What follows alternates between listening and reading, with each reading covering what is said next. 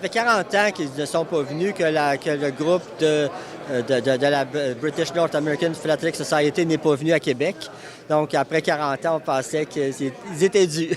Ça peut être même des thèmes très modernes. Là. Ça va du début.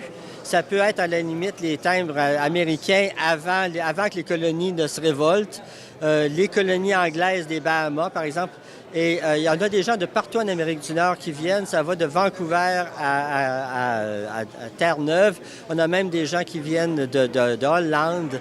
Et toutes les places ont été prises, l'hôtel est plein. L'histoire postale d'Amérique du Nord est fabuleuse parce qu'on apprend ça dans un livre d'histoire, là, mais l'histoire en particulier, évidemment, du Québec. Ça a commencé au Québec, tout le monde le sait.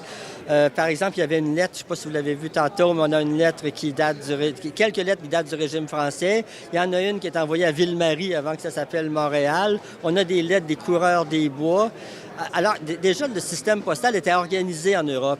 Mais en Amérique, c'était des forêts, il n'y avait pas d'habitants. Alors, c'était des coureurs des bois qui partaient avec les messages, qui transportaient les messages, ou ça partait avec les ballots de fourrure pour la traite des fourrures, la Northwest Company, la compagnie du Nord-Ouest ou la compagnie de la baie d'Hudson. Ils devaient évidemment transporter des lettres. Alors, ce sont des documents comme ça qui sont les plus rares, les plus anciens. Là. Une lettre qui partait d'Halifax, la colonie britannique, puis j'en ai une de 1751 qui part d'Halifax elle part au mois de septembre, elle arrive en février. Et le monsieur demande un paiement pour quelque chose qu'il a fait. Alors, évidemment, il faut aussi compter que le retour va prendre autant de temps.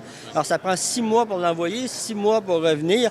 Donc, mettons qu'avant d'avoir une conversation un petit peu longue avec quelqu'un d'autre, il fallait mettre vraiment beaucoup de temps. C'était un des gros problèmes des colonies d'Amérique du Nord. Ouais. Ce sont souvent des francophones, des Québécois, nos ancêtres, qui ont en fait à pied, qui ont parcouru toute l'Amérique du Nord. Et on a beaucoup de lettres qui ont été transportées comme ça par des coureurs des bois, par des voyageurs en canot qui transportaient, puis en même temps les ballots de fourrure, mais en même temps les informations.